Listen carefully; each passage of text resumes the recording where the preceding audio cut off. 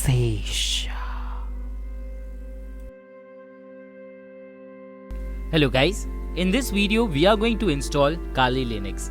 Kali Linux is an operating system that is widely used for ethical hacking, cyber security, and is the best operating system if we talk about tools, because it contains a lot of tools that are widely used for forensic investigation.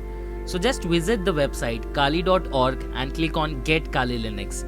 You will see a screen where you will see images which are installer images. Then we have options to restore virtual machines that are pre-installed machines. Then we have options for ARM versions of Kali Linux that can be installed in Raspberry Pi.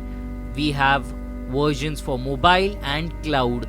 It also comes with Docker containers and live boot CDs. Apart from that, if you have a Windows system, you can directly install WSL, and there are other builds as well. For this video, we are going to download the virtual machine and install it, because we are going to use this for our virtual box. There's a little download button and the size of the download would be 3.8 GB, and you can see there are a lot of machines. If you have a Raspberry Pi, you can download the version that you like. If you have a VMware, you can download the VMware version, and in virtual machines it also supports Hyper-V.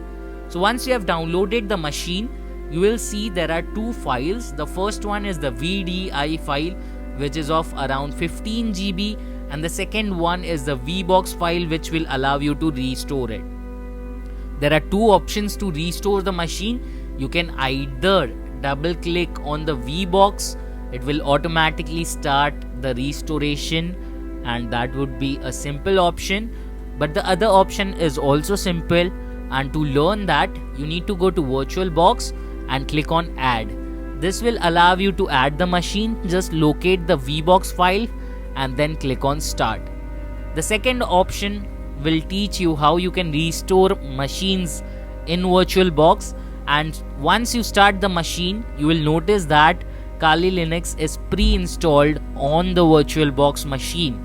You just have to hit enter to get into the machine, and the default username and password for the Kali Linux machine would be KALI, Kali and Kali for username and password respectively. You will also notice one more thing.